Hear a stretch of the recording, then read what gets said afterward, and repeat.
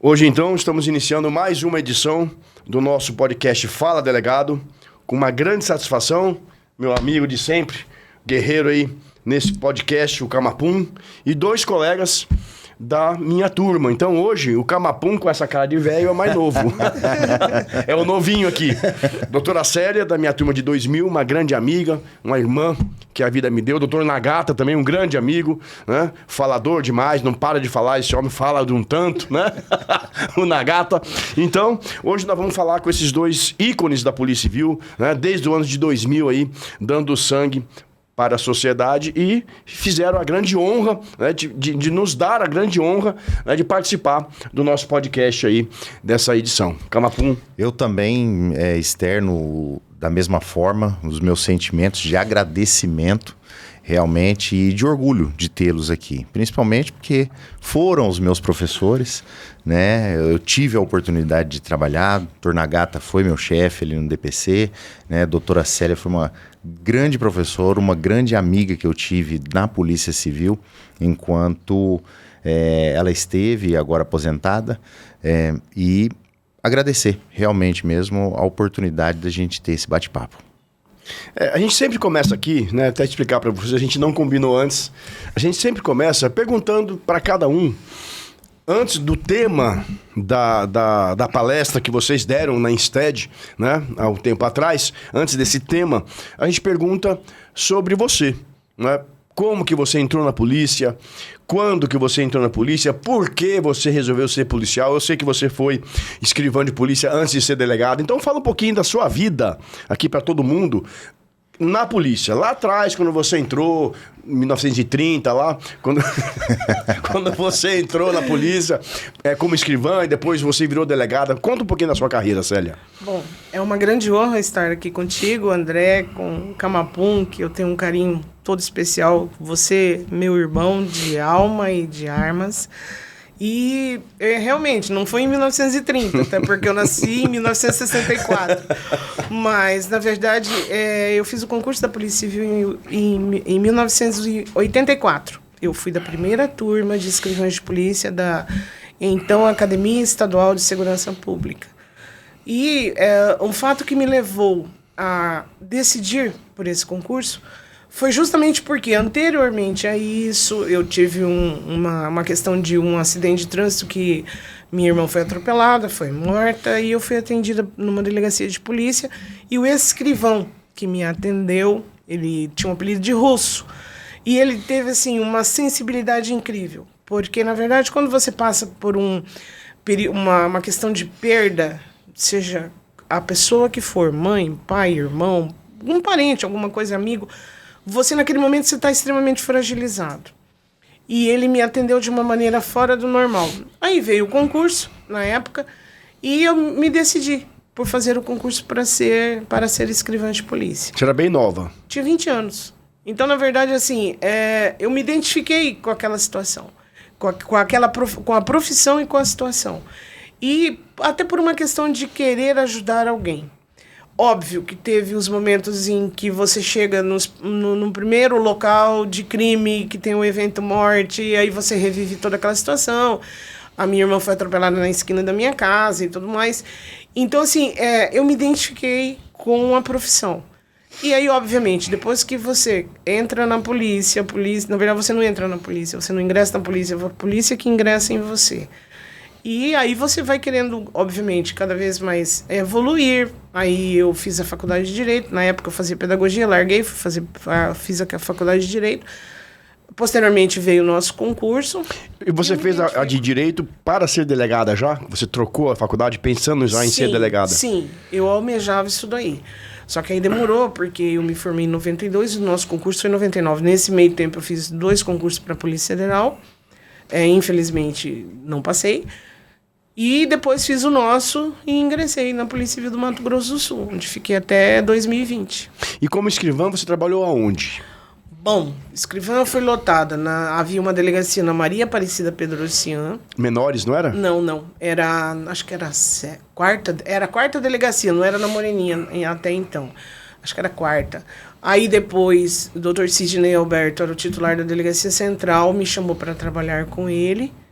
na Delegacia Central, trabalhei na 2ª Delegacia, no Rosário, fui para Roubos e Furtos. Da Roubos e Furtos, o doutor Antônio Carlos me convidou para trabalhar no Instituto de Identificação.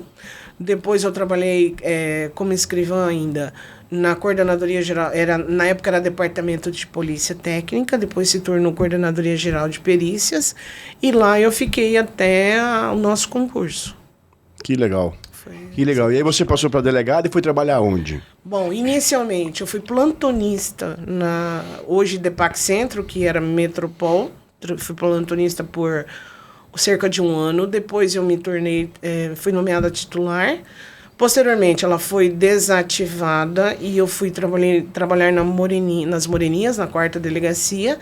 Das Moreninhas fui convidada para trabalhar na Corregedoria Geral da Polícia Civil, onde fiquei 14 anos. Até janeiro de 2015, quando eu retornei para as Moreninhas. Lá nas Moreninhas, eu trabalhei como adjunta, posteriormente fui promovida para a classe especial. Solicitei para permanecer nas Moreninhas, aí eu fiquei como titular até fevereiro de 2020, quando eu me aposentei.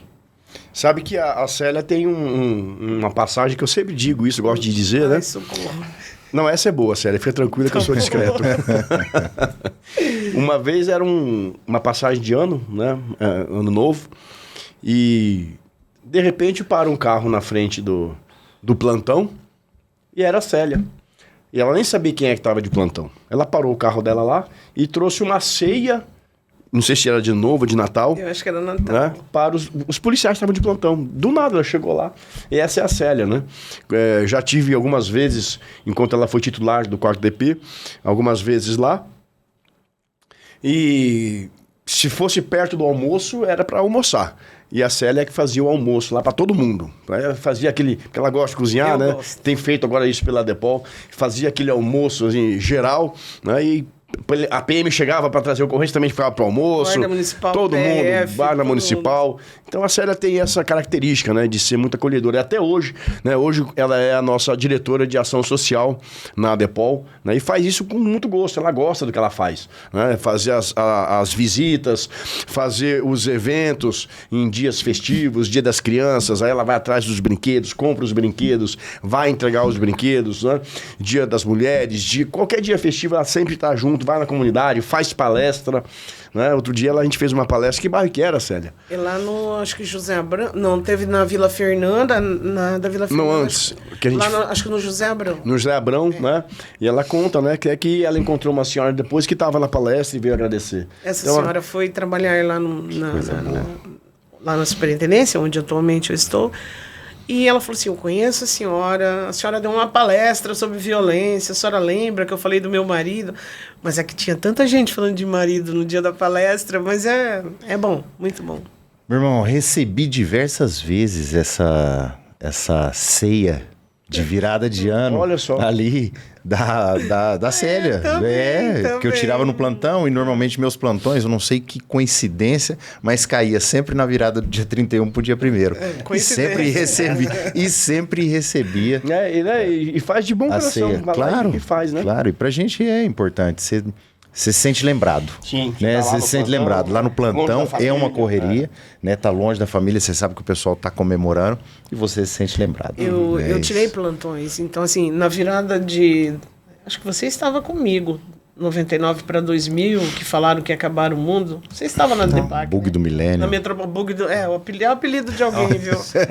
Então, assim, a gente, quando nós estamos no plantão, e eu sempre gosto de fazer essa lembrança. O policial, ele não é um super-homem. Então, ali, você está ali, naquele momento. Você está com a tua família, os que eram de fora. Então, assim, eu penso que é questão de acolhida. Isso é bom. Um abraço, qualquer coisa.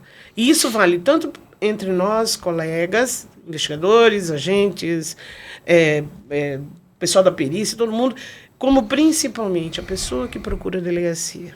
Ninguém vai a passeio ali. Então, assim, eu acho que você tem que ter esse olhar de acolhida, sempre. Eu concordo. Quem cuida muito bem dessa parte, doutor Nagato. Sim. Né, doutor, fala pra gente, então, um pouco a respeito de sua trajetória, né, até hoje, a entrada na carreira policial. Sim. Bom, obrigado pela confiança, tá? Eu tenho o Dr. André, o Dr. Camapum como meus amigos, umas pessoas de luta, né? Eu tenho na minha história, vocês estão na minha história, a doutora Célia também, né? Desde a época da academia. Então, muito bom estar aqui com vocês, obrigado mesmo, né? Pelo convite. Com 19 anos, eu estava na Academia de Polícia Civil, na cidade universitária, na capital paulista. Era lá. Acho que o doutor André também deve ter feito lá. Fiz com 18. Passei por lá também. 18. Ele também fez, não? Criminal, fez. passei por lá. Porque também. depois- Da Polícia de São Paulo. Todo Porque mundo depois novinho. foi regional, né? Regionalizou. Ainda nós pegamos Fui. aí da capital lá, né? Fiquei 10 anos, né? No interior. 10 anos na academia? Não, no interior, né? Aí, Eu forçou. passei pela academia, depois eu fiquei 10 anos no interior. Interior de São Paulo. Interior de São Paulo. Aí eu tive... Entra no sangue, né? Eu sempre fui operacional, trabalhei na Entorpecente também, no interior lá, né? Que cidade você trabalhava, né? Votuporanga. Votuporanga. Votuporanga, é. E aí eu segui a carreira. Eu queria ser delegado, né? Aí eu comecei eu fiz direito, mesmo trabalhando, ia na faculdade, voltava, dormia na delegacia, aquela vida, né? A gente era mais novo, né? É mais fácil. Aí eu prestei aqui, como a Votuporanga é próximo aqui do estado, né? É 100 quilômetros depois da divisa. Eu prestei aqui. Aí eu tive o prazer de fazer a minha vida. Aí eu fui para Sete Quedas, na fronteira, né? Fiquei quase 2 anos lá. Fui para Mambai, né? Depois de Amambai, eu vim para Campo Grande. Eu fui para o Garras, né? Vim direto para o Garras, ali que eu sofri, que eu cheguei do interior, vim para o Garras, peguei uma delegacia, né? E até no momento eu me agradeço a doutora Célia, tá? Me apoiou muito quando eu vim para cá. Obrigado, Célia. Tá? E no Garras eu fui para DERF, aí DERF, voltei pro Garras e ficou nessa. Até quando, em 2017, foi para a Delegacia Geral, né? Foi pro DIP ali de coordenador e depois evoluí, foi para diretor do DPC, depois do DPE, né? Então, essa é a minha trajetória, resumindo. E você entrou na polícia lá atrás, quando você entrou com 19 anos, você imaginava que você um dia ia morar no Mato Grosso do Sul, que você ia ser um delegado, que você ia chegar na classe especial? Isso passava pela sua cabeça? Não, jamais, né? Assim, até para ser investigador também foi por acaso. Aí, voltando, fiz 2 anos de fisioterapia. Eu estava fazendo faculdade de fisioterapia. Aí, Bem novinho ainda, então? Era novo, 19 anos, magrinho, né? Pula. Bonito. Aí foi quando por acaso eu entrei na Polícia Civil. Tinha um concurso, eu fiz, passei. Não tem parentes, pai, mãe, nada na Não polícia? tem nada. Meus pais são professores, os Olha dois. só, os meus também são professores. Então, Que coincidência, né? Tem nada na polícia. É. Era pra ser. Aí depois que eu entrei, nesses 10 anos que eu, né, entrou no sangue a polícia, aí que eu quero ser delegado. Aí que eu fui fazer direito, comecei a estudar, né? Prestei uma vez lá em São Paulo também. Então, aí daí que começou. Uhum. E Eu vejo que quando a gente tem essa característica de já participar dos quadros da Polícia Civil e sabe das dificuldades que tem a administração pública, eu acho que qualquer setor, né, qualquer área, excepcionalmente uma ou outra, mas a gente conhece essas dificuldades e continua, é sinal que a gente gosta. É sinal que a polícia já entrou no E aí? nosso coração. Já faz parte da nossa vida. E faz aí parte, você né? vai fazer bem feito. E Eu- nós 4 aqui temos essa mesma vem da característica, pessoa já também. participamos. São pessoas guerreiras, né? Por exemplo, nós 4 estamos no mesmo nível, nós estamos firmes, são guerreiros. Nós passamos dificuldade, passamos muita coisa. Estamos aqui, estamos E felizes, estamos honrando. Sim, no que fazemos. É isso aí. A gente não reclama, a gente reclama. honra o nosso passado pelo tudo que a gente já fez, né? E não tem preguiça de trabalhar. Mesmo com a idade que a gente está, né? A gente podia falar, não quero mais, estou cansado, não quero fazer... pancadas, né? Os Tanta processos, pancada que a gente toma, né? No decorrer da carreira. Eu e você passamos por... Eu e o Nagato, da nossa turma, somos nós 2 e mais o Novelli. Foi, né? Só nós 3. Não, do que? Que tivemos ocorrências que Sim, resultaram sim. em morte de criminosos. Eu, você e o Novelli. Tem mais alguns aí, né? Mas assim, que destacam Né? E a mais, gente, nós destacamos e a mais. gente na nossa época, a gente sofreu muito com isso, né? Porque a gente foi, pelo menos eu fui execrado pela imprensa na época, né? E o peso que a gente tem de responder, então não é fácil. E a gente continuou de cabeça erguida, trabalhando, sabendo que não fizemos nada de errado, estávamos cumprindo o nosso dever e estamos aqui hoje, né? E eu tive a sorte também que quando eu tive nessa tribulação, o Novelli estava trabalhando comigo. E o Novelli tinha passado por isso também. Aí ele me ajudou, falou, é assim, assim, assim, né? E quem é certo sempre sai Claro. bem. Sim, né? Então, sim. tem. É isso aí, né? E a gente tem orgulho hoje de falar que trilhamos o caminho do bem, né? E estamos no caminho do bem. Então, por isso que eu fico feliz, né? Vocês dois são os primeiros que a gente está fazendo, né? Da minha turma. A gente tem vários outros episódios, né? Com delegados mais novos, né?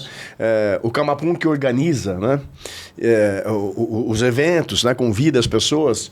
E eu vou dizer, o pessoal da nossa turma tem muita resistência. Não quer participar. Não adianta, porque você chega nos mais novos, quer aonde? Aonde que eu vou? O pessoal da nossa turma tem muita resistência. Né? Então, vocês dois vieram, vocês dois quiseram, porque vocês têm uma bagagem para falar, vocês têm uma história para falar, uma história de polícia para falar. E é isso que a gente quer. Né? Os novos, eles vêm para cá e eles mostram para nós, pelo menos para mim, você já é mais trabalhado nisso, mas menos para mim, eles mostram para mim uma nova polícia, que é a polícia com a tecnologia, que é a investigação com IA. É uma coisa que para mim seria impossível eu me adaptar hoje.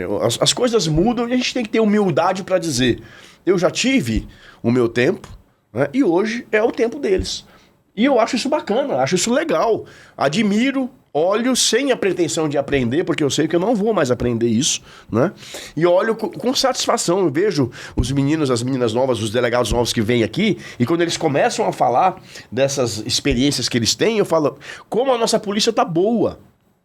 Né? E aí eu vejo vocês dois aqui, eu vejo e penso como a nossa polícia sempre foi boa. Cada um no seu tempo fazendo o que tinha que fazer, com o que podia fazer. Com as ferramentas que eram disponibilizadas na época. Na nossa época era máquina de escrever. Quando você entrou e quando você entrou lá atrás também. Né? Eu entrei em 88 na polícia, não existia computador. Não existia internet. Era outro tempo. Você ia fazer um flagrante, eram 7 folhas carbonadas, uma folha, um carbono, uma folha, um carbono. Errava, Bate com escrevia força. digo. Digo, pra sair na última, né? E aí o cara, você terminou de fazer um flagrante, o cara te deu o nome errado. Aí quando voltou do IRGD, não era aquele cara, e não tem delete, não tem Ctrl-C, Ctrl-V, não tem nada salvo, e ele te deu o nome errado. Então não tinha nada disso, mas também não tinha telefone, não tinha celular. Como é que é? Eu digo, né? Digo, vírgula. Ué, eu sou do tempo do telex, sou do tempo do fax, evolução. Sim. O IA do nosso tempo era eu ia para casa hoje. Eu não vou mais. Não vou mais. Se você ficar 24 horas acordado, fazendo um monte de flagrante, primeiro a máquina... Olivete, lembra aquelas máquinas de não, ferro? a Olivete já era o chique. Antes disso tinha uma grandona, que eu não sei nem o nome, dura, que você enganchava. Sim, de ferro, né? Horrível. Pesada. 3 horas da manhã, né? Tomando café para não Aquele dormir. barulho.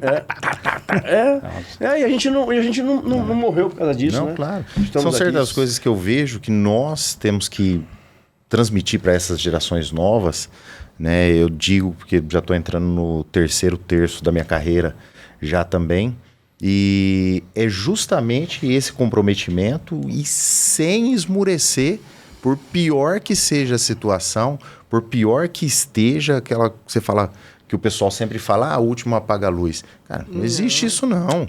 Vamos ver o que a gente vai fazer. Pra a luz Eu vou ficar dar meu acesa, sangue, né? vai ficar acesa. Exatamente. Não existe esse negócio não. Vamos fazer. E eu vejo que muito disso aí deve acabar caindo ali com o Dr. Nagata, principalmente porque muitas vezes a gente tem o reflexo, às vezes a pessoa acumula aquilo que ela traz da casa dela, ela já tem esse tipo de sentimento de desistir fácil das coisas, né? E diante da primeira dificuldade acaba...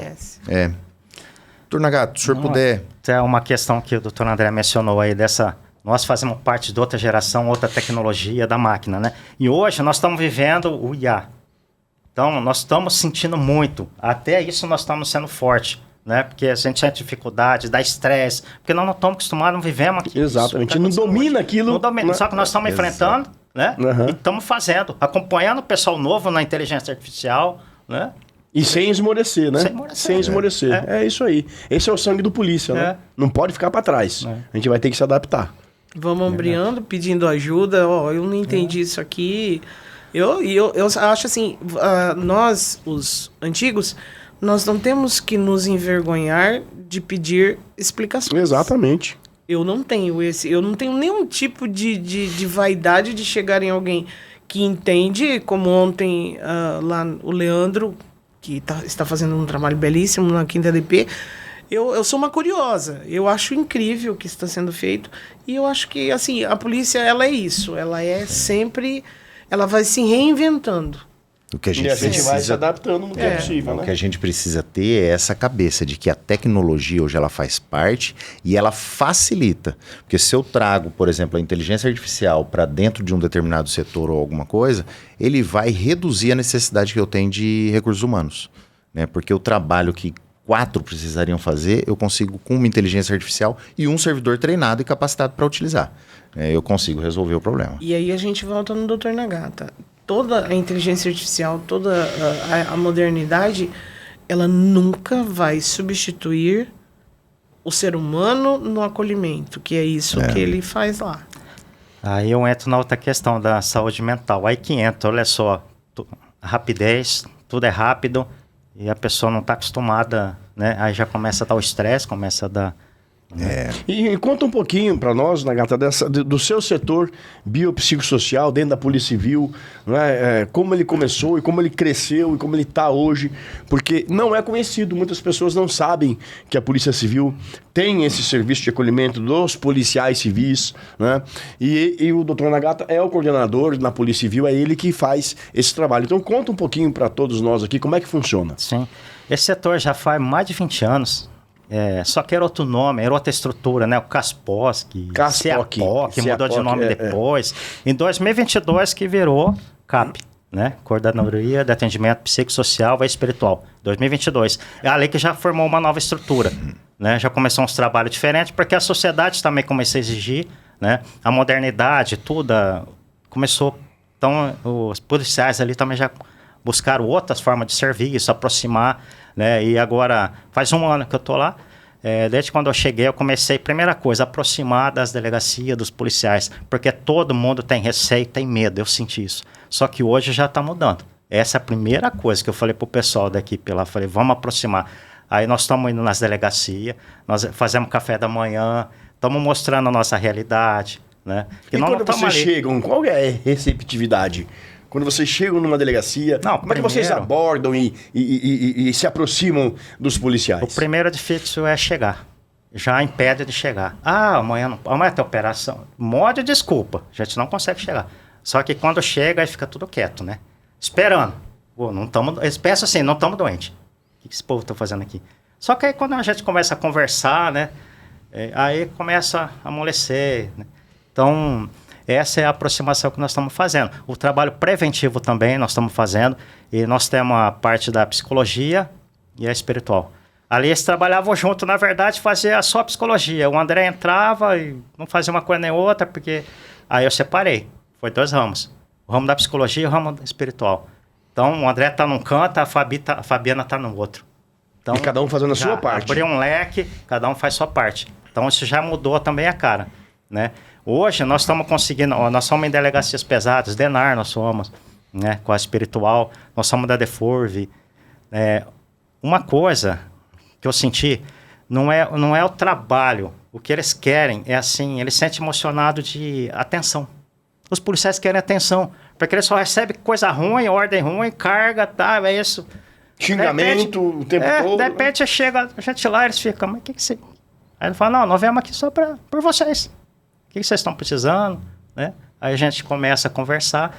Aí eles falam, nossa, estão por nossa causa. Perguntaram para nós, vocês estão aqui por nós? Eu falei, nós estamos aqui por vocês, né? E eu friso muito bem isso aí. Nós estamos aqui por vocês. Pode ligar para a gente, pode o que vocês precisarem, né? Até na parte administrativa também, a gente tenta conversar, eu tento falar com os diretores, né?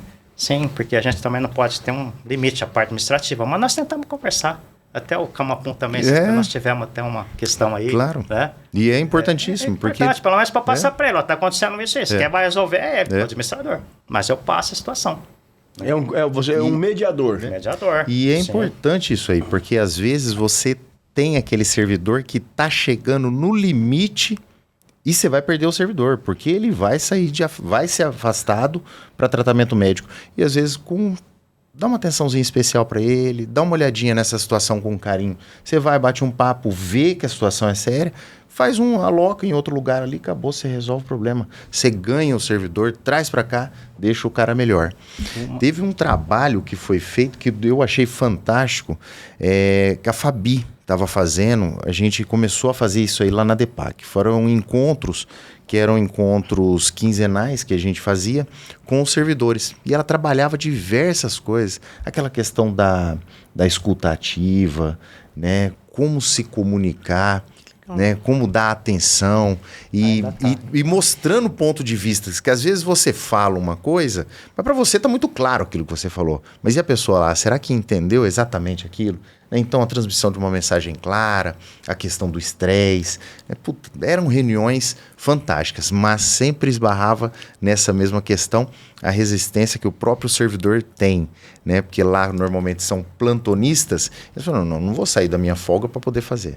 Só que... E durante o plantão não dá para ir trabalhando. Mas aos pouquinhos nós estamos entrando. Mas é fantástico, não fantástico. Então, eu vou até mencionar, 7º DP, a gente fez o trabalho, está fazendo, tá portas abertas, a gente está indo lá, o 2º e o 3º. Tá? Mas vocês fazem um trabalho coletivo com o efetivo todo de uma delegacia? Sim. E depois também tem um trabalho rápido, individualizado, né? quando alguém precisa? Aí sim, é diferente. Esse é o preventivo, né? A gente faz em grupo, né? Aí depois é individual. Aí quando é acionado, a pessoa aciona, tá?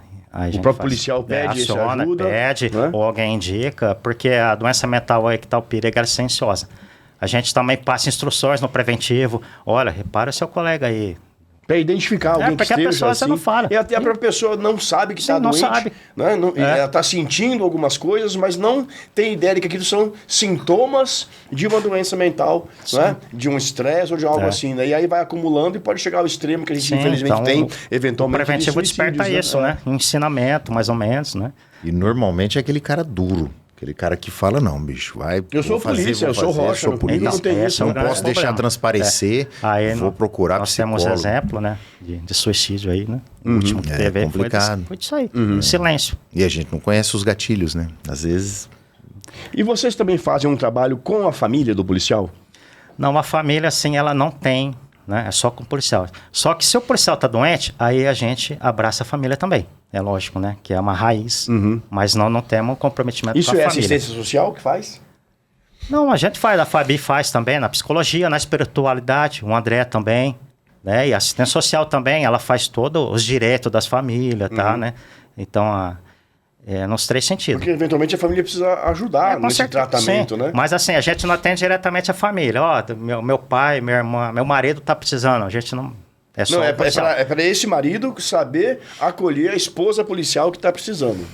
Nesse sentido. Não, assim, a gente não atende. Por exemplo, o marido da policial tá mal. A gente não vai atender ele. Só que, se a policial estiver mal, a gente acolhe a família. Orienta. O que a família pode fazer para ajudar, né? Para ajudar. Às vezes o marido tá mal, a esposa fica mal, o filho fica mal. Aí a gente também acolhe todos. Tem que acolher a família do policial. Né? Mas não é diretamente a família. Entendi. E veja a importância, não é, Camapum? Claro. De dizer isso para o público, porque ninguém imagina que dentro da polícia existe uma coordenadoria específica para tratar, né, da saúde mental e espiritual dos policiais. Mas ninguém imagina isso. Às vezes nem os policiais. Nem os policiais, né? Não, então, mas outra coisa, a primeira coisa que eu falei para eles, redes sociais, eles não usavam muito. Eu usava... Agora deslanchou. Instagram, você pode ver do CAP, né? O pessoal nosso, de todos... Tá os nossos trabalhos, tá tudo, orientações. Então, deu uma melhorada, muito melhorou. E vai melhorar mais ainda. Se Deus quiser. Né? Outra coisa que a gente tem é a espiritual, que é muito interessante. Ela estava meio adormecida. Aí, como eu sou evangélico, eu sou pastor, né? Faz 15 anos. E eu peguei, vamos tocar para frente espiritual. É laico, não tem, né? Ele é um evangélico, o André, só que ele fala na linguagem geral. Não tem direcionamento. E a espiritual despertou, porque os órgãos públicos não têm espiritual. A gente dá palestra para os órgãos públicos, esses tempos nós somos para Cidrolândia, na prefeitura, pessoal da saúde. A secretária falou, nossa, espiritual, vocês têm, como é que é? Aí já chamou o André um dia foi lá para explicar como é que ela monta uma equipe espiritual. Então, a espiritual está despertando muito, ainda mais no mundo que nós estamos hoje. E é interessante isso, porque o espiritual às vezes resgata. Às vezes você tá... Claro, eu sou católico, mas me apego muito, principalmente a essas questões em oração e confiança. De vez em quando você tá numa situação que você tá numa missão que você fala, caramba, que pesado isso aqui. Mas eu falo, beleza, se me colocou aqui é porque eu consigo, né? Então confia nos planos de Deus e vai. Então espiritual, eu acredito que realmente mesmo, o cara que tá passando por dificuldades, seja algo essencial. Tem que ter fé no superior, tem sabe? Que ter. E nós tem sabemos que cuidar. isso. Por exemplo, se é católico, a gente atende, a gente vai... É espírita, a gente atende também, a gente sabe conversar, entendeu? Dependente. E isso tem ajudado bastante? Ajuda. A espiritualidade tem ajudado bastante na cura dos policiais? Sim. Porque muita coisa é espiritual, em termos de... Aí a pessoa, quando ela fortalece o espírito espiritual dela, ela começa a ter paciência, ter calma, começa a ter visão, né? Então aí já sara a mente dela, começa a sarar. Abre a visão dela, né? Começa a enxergar de uma forma diferente. Começa a agir diferente, conversar diferente, né? E a espiritual nossa é rápida. Eu até vou falar aqui, quem quiser, 20 minutos. 8 horas a gente chega lá, até 8h30 a gente termina, é rapidinho. Porque o Na unidade inteira? Na unidade inteira. Porque nós chegamos às 8 horas para isso, a hora que o pessoal tá tudo lá. Aí já é 20 minutos, né? Oração, uma palavra, uma mensagem, aí já libera o pessoal, vai trabalhar. Entendeu? Então a espiritual nesse ponto. A psicológica da Fabiana já é mais demorado, já, né? Aí já é outros procedimentos. Da Fabiana tem dinâmica em grupo, né? Já é mais... Cara, mas são dinâmicas fantásticas ali que te faz pensar, te coloca no lugar do outro para falar, caramba, não pode ser despertar assim. Empatia, né? Despertar empatia e te mostrar realmente. Da Fabiana, o interessante é os estagiários, né? Nós temos convênio com as faculdades, o estagiário participa. Às vezes vai 5 estagiários com a Fabiana lá. Então, o movimento é grande ali, o trabalho é bem interessante, não é cansativo. Né? Muito bom. A gente podia, não sei se você poderia, mas você poderia um dia fazer uma visita espiritual na Depol. Sim. Para os delegados que lá estão e para os servidores que lá estão, a gente poderia agendar, porque eu acho que lá está precisando. Todo lugar precisa, Não, né? todo lugar precisa. Todo lugar precisa. E tem que ser constante. Eu sempre falo para eles, não adianta, tem que ser constante. A gente marca com os delegados, porque eu acho que é interessante mesmo fazer isso aí, porque ali marca pela Depol, não é alguém e o cara às vezes tem aquele receio de ir buscar sozinho a ajuda. Ele recebe a ajuda ali na Depol. Recebeu ali, aí ele vai perceber o benefício, aí ele vai falar, caramba, é isso que eu preciso. A gente podia buscar fazer um evento, né? Convocar, chamar os delegados. Faz um geral. E ontem, naquele evento de ontem do COISEG, o pessoal, os meninos que estavam lá os plantonistas, alguns plantonistas da DEPAC, eu acho que seria interessante também. Chama. Quem quiser ir, um convite aberto. E todo mundo participa. A gente usa o auditório da Depol. E chama todo mundo para lá. O que resume esse trabalho bonito lá do setor do Dr. Nagata é acolhimento. Porque a gente, durante o exercício das nossas atividades, o tempo todo, você está acolhendo todo mundo. Mas e quem acolhe a gente? E aquela carga toda fica nas suas costas, a pessoa vai embora e você carrega. O policial aquilo. Ele funciona como um para-raio, porque todo mundo chega ali, é problema, e não termina no papel, no BO. O nosso lema, Célia, até isso aí é cuidar de quem cuida. Nosso lema é esse, é o que você está falando. É acolhimento isso daí. E é essencial. Isso é uma coisa assim que e outra coisa não tem como. Também que eu plantei lá é cuidar deles, dos 4, né? Sim, do CAP. De quem tá cuidando. Eu cuidei, eu falei, pô, vocês estão ficando doidos, vai devagar, faz assim. Porque eles estão pegando também toda essa carga, tudo, né? E trabalhando, eu falei, pô, cuidar de vocês, daqui a pouco vocês baixam, e aí, né? E quem cuida de quem cuida? Interessante isso aí. E quem cuida de quem cuida de quem cuida? É outra situação. Não, mas é um trabalho muito bonito. Elogiável mesmo, né? E, Célia, você tem que falar um pouquinho para nós agora do tema da palestra. Como é que foi a nossa palestra lá na Insted, na faculdade? Eu vou dizer a vocês, os alunos gostaram muito das 2 palestras. Que bom. E a gente percebe isso. Você estava viajando, estava de férias. Estava de férias. A gente percebe isso na quantidade de perguntas, né? E os 2 foram muito perguntados. E você imagina, né? Depois da segunda palestra, já querendo todo mundo ir embora e gente perguntando. Então, isso mostra como foi muito bem-vinda a fala dos 2. Então, você precisa falar um pouquinho para nós agora do que você disse lá, naquele dia, na sua palestra. Bom, eu me aposentei, né, em fevereiro de 2020 e em junho o André me convidou, ele, o Carlinhos, para eu assumir como corregedora das unidades socioeducativas. E realmente, assim, de início, eu fui meio... Será que dou conta? Será que não dou? Apesar de toda a experiência da Corregedoria da Polícia Civil, mas é uma corregedoria totalmente diferente. E a função de uma corregedoria não é, como muita gente imagina, punir. Não, na verdade, inicialmente você tem que orientar, fiscalizar, orientar, explicar aquilo que é o certo, porque todas as carreiras, as carreiras públicas, elas seguem uma lei que diz o que é dever, o que é proibição e tudo mais. E do socioeducativo não é diferente, é 1102, e há uma lei específica que rege a carreira dos analistas e agentes socioeducativos. Então, assim, a função da corregedoria é o quê? É verificar alguns tropeços de conduta, que obviamente nós somos seres humanos, e como seres humanos, por vezes você comete alguma irregularidade. Mas também você nortear como é que esse indivíduo ele tem que agir enquanto servidor público. Porque todos nós somos servidores públicos. E dentro do contexto socioeducativo, diferente do sistema penal, em que o indivíduo ele permanece durante parte do tempo, uma parte do período durante 24 horas é recolhido, no socioeducativo não. São indivíduos que estão numa faixa etária de 14 até... Nós temos até 21 anos, meninos, indivíduos cumprindo medida socioeducativa. Então, assim, você tem que oferecer a esse indivíduo educação, eles participam, obrigatoriamente, eles têm aula, eles têm atividades, futebol, banho de sol e tudo mais. E naquela idade em que todo mundo está na efervescência, todos nós somos adolescentes, e naquela efervescência da vida. Alguns têm uma rotina diária quando estão fora do sistema, de liberdade na rua, sem nenhum tipo de proibição nem nada. Então, por vezes, esses indivíduos, eles agem de uma maneira agressiva com os agentes socioeducativos. O agente socioeducativo ele não usa nenhum tipo de armamento e tudo mais. Então, assim, a corregedoria ela tem esse papel de orientar como é que esse agente, esse indivíduo que tem nesse contato diário, ele vai agir para não cometer abuso e tudo mais. Então, nós temos todo esse cuidado de estar sempre orientando. A corregedoria nossa sempre está de portas abertas, tanto para receber parentes desses indivíduos, como os próprios agentes, para orientação.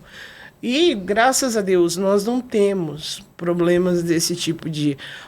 tem um agente que está respondendo tortura, está respondendo abuso, não tem nada. Pelo contrário. E todas as questões que ocorrem envolvendo os socioeducandos, nós temos uma rotina, há algum tipo, eles brigam lá numa quadra, se agridem, boletim de ocorrência na delegacia, ou seja, no DEPAC-CEPOL, ou seja, na DEAIGE. A DEAIGE vai fazer a apuração do ato infracional relativo e nós instauramos um procedimento administrativo para verificar essa situação. Então, assim, caminha para e passa. A Polícia Civil tem todo esse acolhimento às demandas do sistema socioeducativo, o IML, né, na questão dos exames de corpo de delito, o Judiciário, Ministério Público, Defensoria Pública, Conselho Tutelar. Então, assim, vários entes caminham juntos nessa situação. E a função da corregedoria é estar ali para esse tipo de orientação. César, sabe um negócio que eu acho muito interessante? Uma visão, uma mudança na visão que se tem, que nem você está explicando a corregedoria, né? A função da corregedoria, aquele caráter extremamente punitivo ou unicamente punitivo. E agora a gente passa por um caráter mais orientativo. Né? A gente tem toda essa situação. E a gente percebe isso em diversos órgãos da administração pública. Controladoria Geral, os tribunais de contas, que são órgãos que são de fiscalização, as ouvidorias, que já tem esse viés. Então, eles trazem para você um programa de integridade, um programa de compliance para a administração, para uma empresa privada ou alguma coisa nesse sentido, justamente para evitar que o erro ocorra. Sim. Então, a orientação é muito importante. Eu lembro de uma pesquisa que foi feita, eles fizeram uma pesquisa para verificar a honestidade e a desonestidade, né, das pessoas. Então, se eu não me engano, era o Dan Ariely, o pesquisador. E aí eles pegaram e passaram algumas questões de matemática para as pessoas e falaram, nós vamos dar $1 para cada questão certa. E aí fizeram isso com uma sala gigantesca. Chegou no final, eles pegaram e fingiram que destruía o papel, só que ele passava num picador de papel, mas ele caía para o lado de cá. Então, eu sei a verdade, né? E aí o cara perguntava depois, quantas questões você acertou?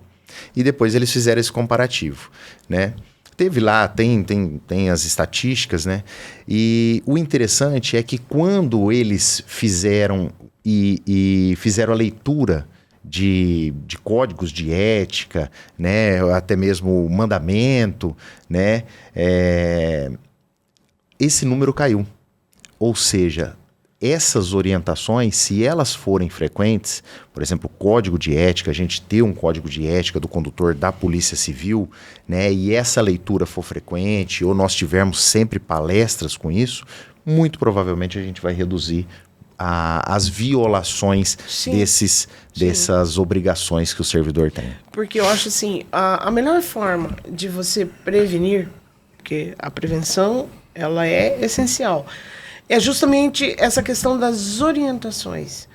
Dele saber que, se acontecer um fato assim, suponhamos, houve uma agressão entre os indivíduos, de imediato, apresenta na delegacia, faz a ocorrência, ouve-se todo mundo, e exame de corpo de delito, comunica-se judiciário, porque tem uma vara da infância, tem uma promotoria da infância, tudo às claras. Então, assim, é justamente essa característica que dá a credibilidade da instituição, no caso, a Superintendência de Assistência Socioeducativa. Não tem porquê. Os meninos brigaram lá entre si. Eu falo menino porque para mim é tudo criança ali.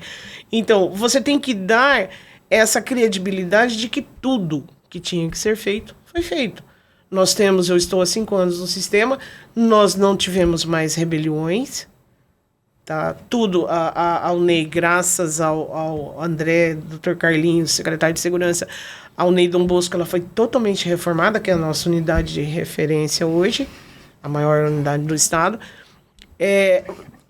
Você tem que dar condições dignas, não é porque esse adolescente, esse indivíduo cometeu um ato infracional, seja homicídio, seja estupro, seja latrocínio, que ele vai ser tratado como um animal, de jeito algum, ele está ali para ser ressocializado, para retornar à sociedade e a resposta desse retorno ele tem que estar melhor do que quando ele ingressou no sistema.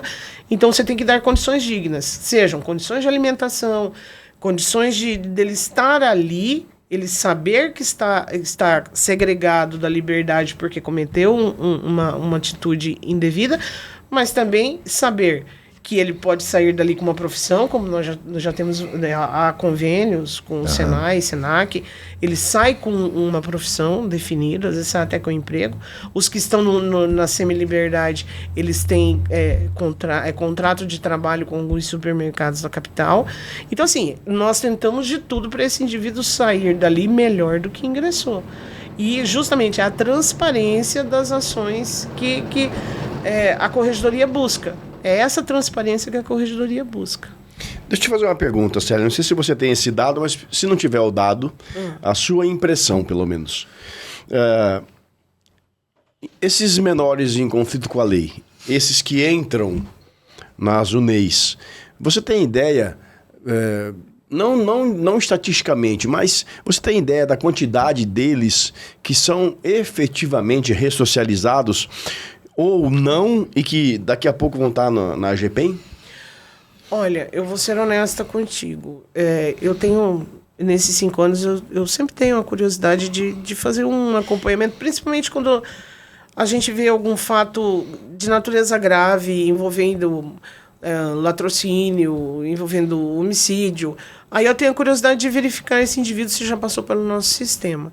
Infelizmente, eu não posso falar uma porcentagem, mas muitos deles passaram pelo sistema. Ou seja, quando menores cometeram atos infracionais e ao atingir a maioridade, praticaram crime. Eles continuaram. Porque, infelizmente, o que até eu comentei isso lá na palestra na universidade, ele vem de uma família desestruturada. Às vezes, pai e mãe já estão no sistema penitenciário, ele é criado por uma avó. A avó, a preocupação dela é a manutenção desse indivíduo. Ela não tem como cuidar dele 24 horas. Ele está matriculado na escola, ele sai de casa, mas ele não vai para a escola. Então, assim, aí ele vai para a rua, ele encontra um amigo que não é amigo, que vai levar ele para o crime, e ele vai cada vez mais se aprimorando nisso daí.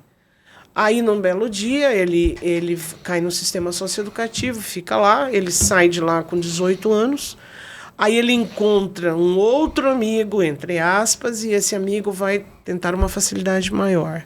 Aí vem o assalto, às vezes ele vai ser morto num conflito com a polícia, tá?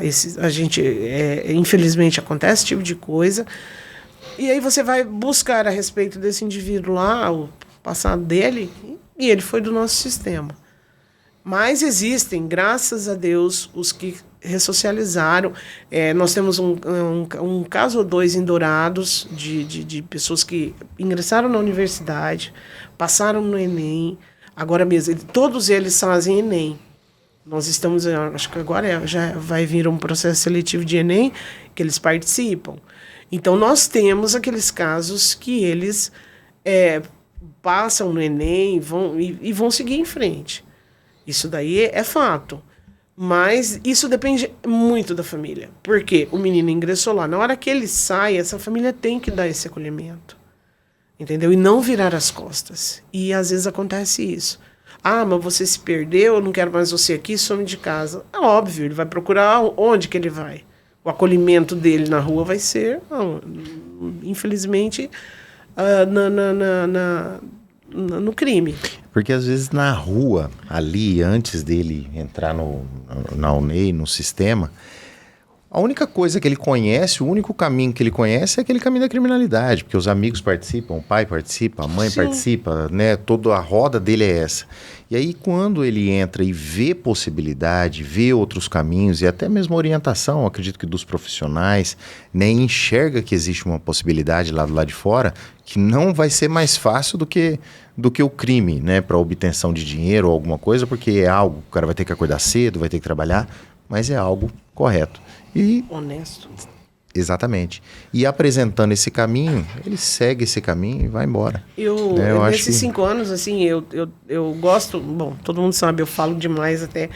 Mas eu gosto muito de conversar com eles. Quando eles vão lá, que eu tenho a oportunidade de conversar... Então, assim, você tenta incutir na cabeça dele que o outro lado é melhor. E eu já ouvi de vários deles, mas eu gostaria de ser policial militar. Tá bom, filho, você vai fazer 18 anos, ainda dá tempo, porque quando você fizer os 18 anos, a sua ficha criminal ficou na sua menoridade. Dá tempo de seguir em frente. Siga isso daí. E nós temos vários adolescentes que eles têm um dom natural de desenho. Assim, tem potencial. Mas, infelizmente, eles vão sair dali e nós não temos um pós-acompanhamento. Infelizmente, não há isso. Então, assim, mas a gente torce. Tem alguns que você até vê que o indivíduo ele tem um potencial. E a gente torce para que a família receba, para que a família oriente. E aí volta naquela questão espiritual, que eu falei lá no dia da nossa palestra lá. Falta isso. As famílias não dão, a grande maioria não dão. E eu não estou falando de religião A, B, C ou D. É uma fé num ser superior. Não tem isso. Eu acredito que, às vezes, claro, tem que fazer o estudo a respeito, mas um investimento num pós pode ser muito mais barato do que Sim. ficar com esse cara 20 anos Sim. numa cela do presídio. O ideal né? seria que houvesse esse acompanhamento, mas hoje, na atual conjuntura do sistema socioeducativo, é humanamente impossível você acompanhar esse indivíduo no pós. O que se consegue, às vezes, é que ele se projetou lá durante o curso, ele já sai empregado, alguma coisa nesse sentido. Porque eles são inteligentes. Isso daí não há que se tirar esse mérito deles. Eles não são burros, eles são inteligentes. Mas, infelizmente, canalizam essa inteligência para o lado coisa ruim, errada. para coisa errada. Me diga uma coisa, Célia, a quantidade de menores que estão apreendidos é muito diferente a quantidade entre homens e mulheres? Sim. Hoje, por exemplo, eu acredito que lá na Dom Bosco nós tenhamos hoje apreendidos 59 meninos. Na feminina, nós inclusive fechamos a feminina de Dourados, porque não tinha... Falta de cliente. Falta de cliente. A feminina nossa hoje aqui, salvo engano, tem 9 meninas do estado inteiro. Entendeu? Só que em contrapartida, geralmente essas meninas, tráfico, às vezes homicídio, as mulheres, uma característica que a gente observa até no aspecto criminal das que são maiores de idade. A mulher, ela demora a cometer um crime, mas quando ela comete... É de verdade. Então, assim, inclusive uma situação que eu lembro da moreninha ainda, de uma menina de 13 anos, no latrocínio. Ela estava grávida. E ela praticou um latrocínio? No latrocínio lá Sozinha? Não, ela com um amigo e um irmão. Então, é uma coisa que me chamou a atenção. A frieza. Eu tenho o interrogatório dela gravado até hoje. A frieza dela. Então, assim, é uma coisa... Só que, em contrapartida, depois que elas ingressam no sistema, você observa o quê? Aí parece que ela volta a ser a menina. Então, eu acredito que seja muito mais fácil você conseguir ressocializar, você conseguir reintegrar, resgatar essa menina. É mais fácil do que os homens? Sim, talvez o trabalho seja até mais fácil. A nossa unidade aqui, a feminina no Parque dos Poderes, quando você vê elas, assim, no geral, elas pintando unha, elas arrumando cabelo, são meninas.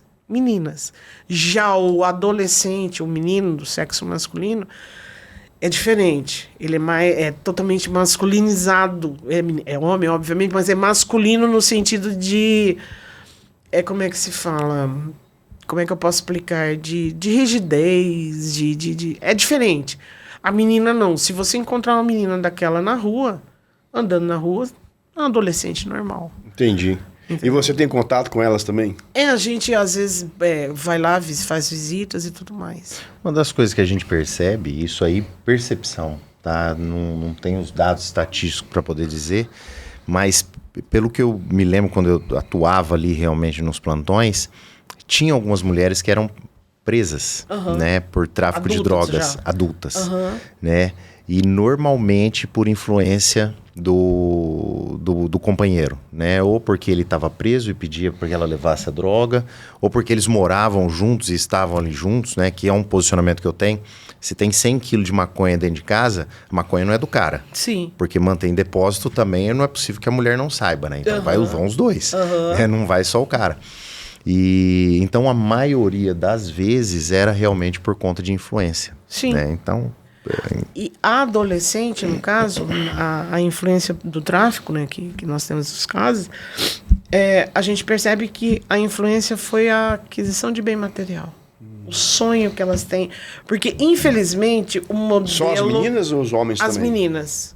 Os homens no geralzão, de querer ter uma bicicleta nova. E o poder dentro da organização? O poder também. na organização. A menina não tem a questão do poder. É a questão da vaidade.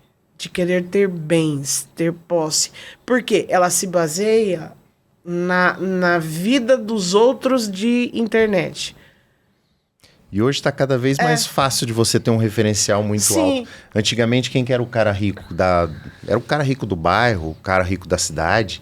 né? Quem que era a pessoa bonita? Atriz da novela. Que você via só assim. isso. Hoje não. Hoje você tem internet, são Sim. diversas Tem a pessoas. influenciadora, já tem a é todo influenciadora A, B, C, que tem um carrão, que tem não sei o quê. E só mostra coisa boa. E na cabeça delas, cometer aquele ato infracional de traficar, ela vai juntar dinheiro e um dia vai chegar a ser igual.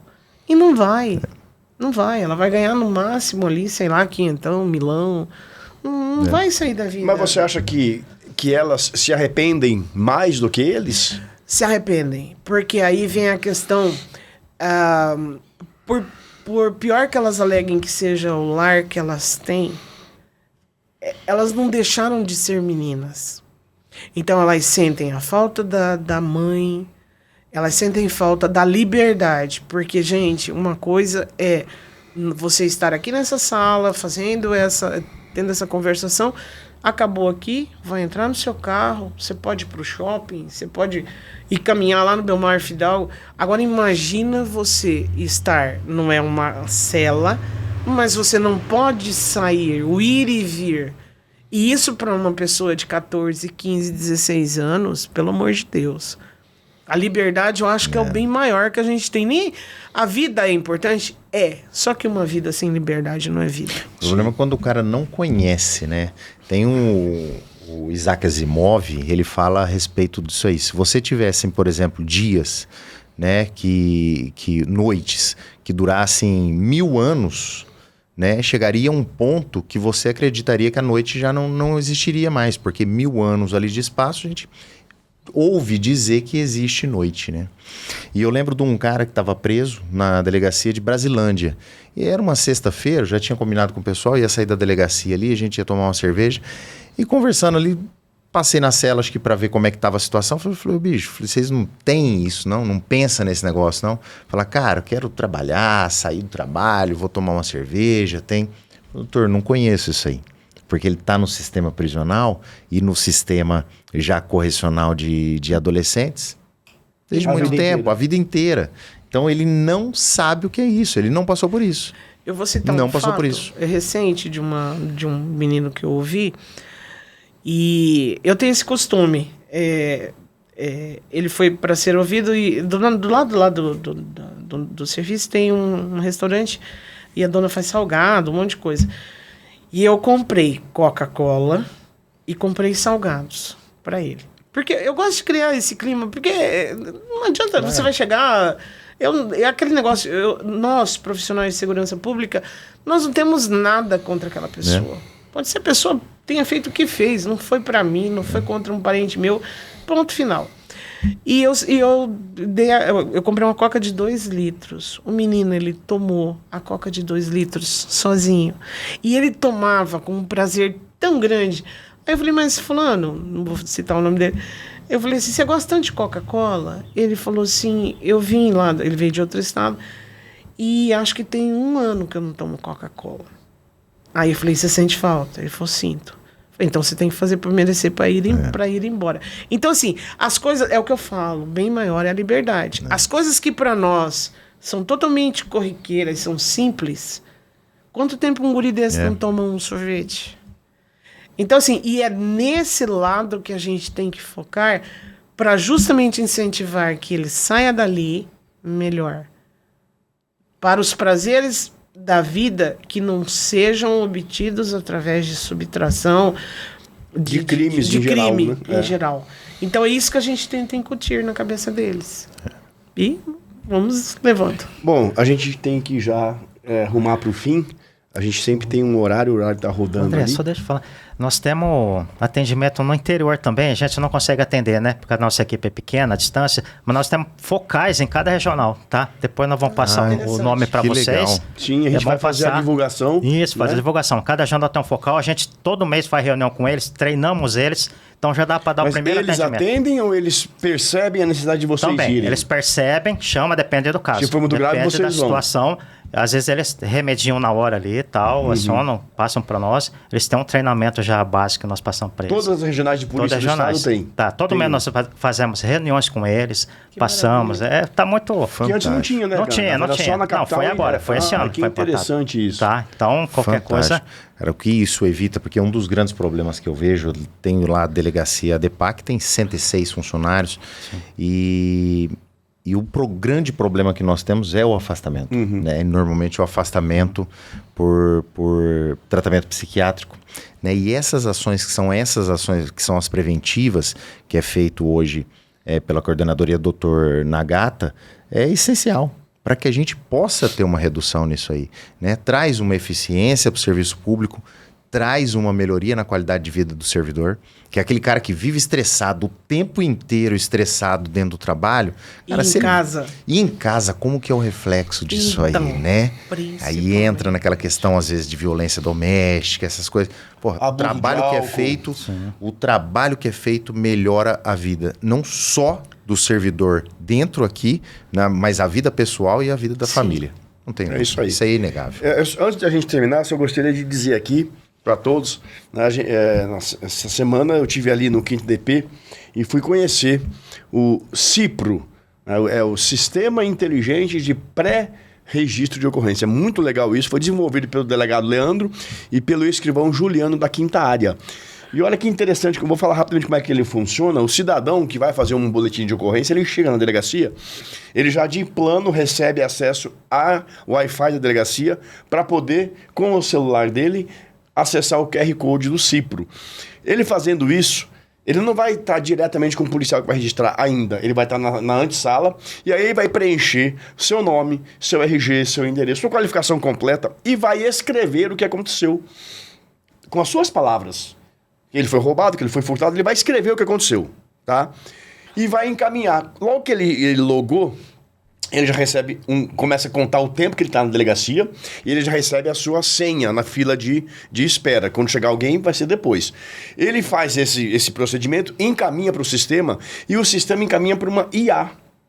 E essa IA, ela produz o histórico do boletim de ocorrência conforme o cidadão narrou de forma muito empírica ali. Ele transforma num histórico nosso. Quando ele vai ser chamado para o policial que vai atender, é só para terminar a ocorrência, para amarrar. Então não tem mais aquele negócio, o que foi que aconteceu, cidadão? Não foi bem assim. E aquele estresse, e aquele monte de gente ali esperando e falando alto. Conta e a minha vez, e não sei o quê. Não tem mais lá no 5º DP. Então a pessoa, quando vai ao policial, já está quase que terminada a ocorrência. É só para afinar alguma coisinha e assinar e levar o boletim de ocorrência. Isso, além de otimizar o trabalho da polícia, vai influenciar muito na sua saúde mental do policial. Porque não tem mais aquela carga pesada do cidadão ali, nervoso. Não. Quando ele chegar ali, é só isso, cidadão. Ele já falou, já leu, assina tal, aí vem o próximo.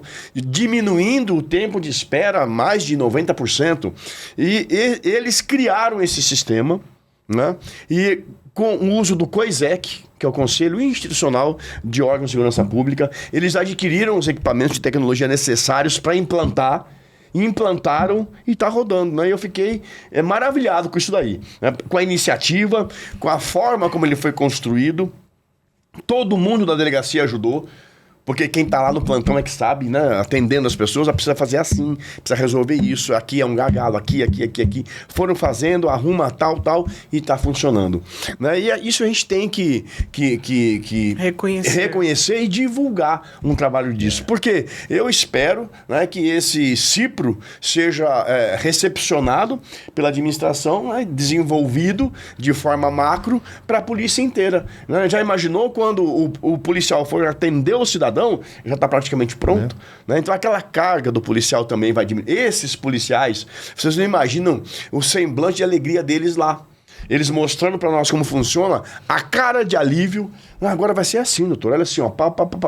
Realmente é um negócio que todos nós deveríamos conhecer, né? Para a gente difundir na nossa polícia. E é sabido que a área da 5ª DP é pesada, homicídios. Muita gente, né? Muita gente. E eu acho assim, o pessoal dali, não só dali, todas as delegacias, mas são verdadeiros heróis. E eu acho, ontem conversando com o Dr. Leandro lá na Depol, ele falando que eles desenvolveram isso concomitantemente com o trabalho que tinham. Não parou. Não Com pararam. os BOs, com os inquéritos, com tudo. Então, assim, é de uma uma dedicação incrível o que eles fizeram. E eu também fiquei maravilhada quando eu vi, o Juliano ele foi meu escrivão na corregedoria, e ele me explicando como é que funcionava, eu fiquei maravilhada. Realmente, é evolução. É isso. Então, pra gente terminar, suas considerações finais, Nagata, por gentileza.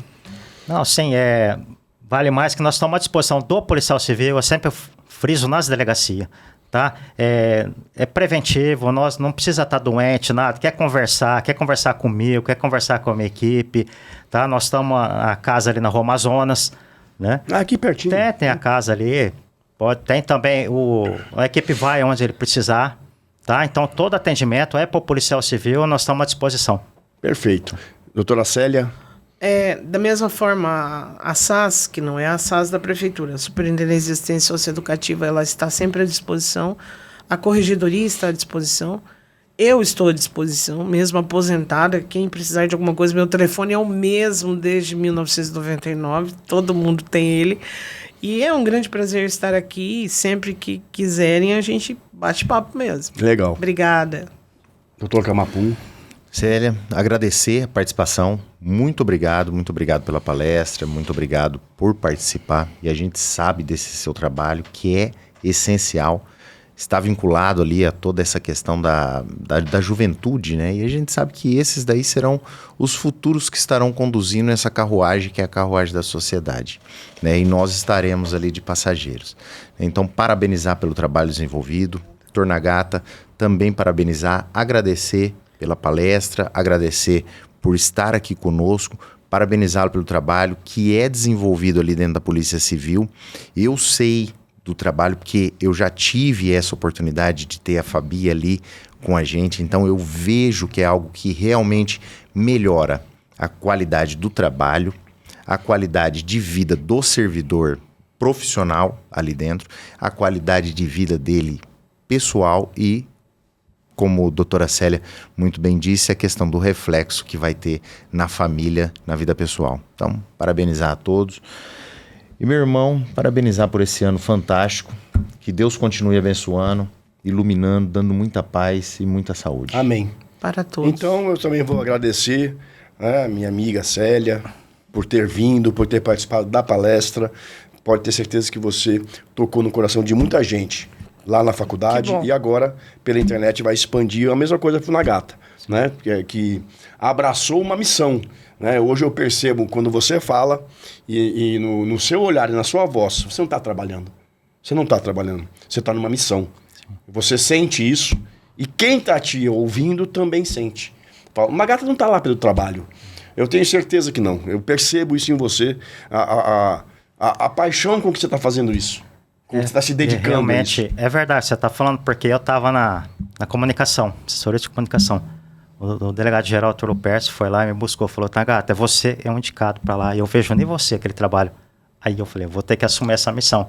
Aí, mudamos muita coisa, vamos mudar tudo em prol da Polícia Civil. E das pessoas, mais do que da Polícia Civil, das pessoas que integram a Polícia Civil que estão doentes. E você tomou isso como uma grande missão de vida. Isso eu tenho certeza que você rejuvenesceu e começou do zero de novo. Que bom. Desde que você chegou lá, eu tenho certeza que na tua cabeça você começou do zero e está fazendo um trabalho novo. Porque não é mais só um trabalho. Eu percebo isso. E parabéns para vocês dois. Foi que o capelão falou, quando eu cheguei lá na CAP, ele falou assim, isso aqui é um ministério, não é delegacia, é um ministério. É uma coisa à parte. Envolve coração, sentimento, força. Tá? Mas obrigado pelas palavras, doutor André, porque isso aí me incentiva. É um reflexo que você está me dando no nosso trabalho. Tá? Porque a gente percebe, em vocês dois, né? A Célia não está lá. Ela tem dificuldade de falar assim, corredoria para punir, porque você não vê assim e você não aplica assim. E você tem um trabalho na corregedoria que é muito maior do que a corregedoria. Né? Que você trata os menores infratores, os que estão lá internos, de uma forma muito, muito humana. Né? E então faz parte do seu caráter, faz parte do seu caráter. Então, parabéns a vocês dois por terem essa vontade de mudar alguma coisa. Eu trabalho formiguinha, a gente muda aos poucos, mas o pouco que a gente mudar tá bom. Nossa. Tá bom. Se a gente conseguir mudar para uma pessoa, já valeu a pena. Tá ótimo. Valeu a pena o trabalho. O Camapum, irmão, que desde o começo do Fala Delegado, né, tá ombreando, ele falou, eu vou fazer, né, a gente não ganha nada por isso, é porque é missão nossa também. missão. Não tem salário, não tem nada, é prazer de fazer. Nessa hora aqui, ó, já são 5h20 da tarde, viu, pessoal? E a gente tá aqui ainda, já tomando tempo de alguém que tá esperando lá fora. E faz porque gosta, nós dois fazemos porque gostamos, né? E esse é o último programa do ano, então um bom Natal para todos, bom ano novo. Nós. Sábado agora vai ser o nosso baile, vamos estar todos lá reunidos, festejando mais um ano, né, de vida, mais um ano de Polícia Civil e mais um ano de ADEPOL. A ADEPOL agora termina mais um ano e aí o ano que vem novas missões, novos desafios que nós temos todos pela frente. Então espero que Deus nos dê saúde e força para que a gente atinja os nossos objetivos no ano que vem e todos os demais. E que Amém. nós, os velhinhos, possamos inspirar os novos a estarem aqui um dia fazendo isso. Isso aí. Isso é importante. Que cada um veja esse lado humano de servir e proteger. É isso aí. Abraço. Valeu, Exatamente. Célia. Valeu. Doutor Nagata. Valeu, Nagata. Valeu mesmo. Valeu. Irmão. Até o ano que vem. Valeu. Deus Valeu. quiser.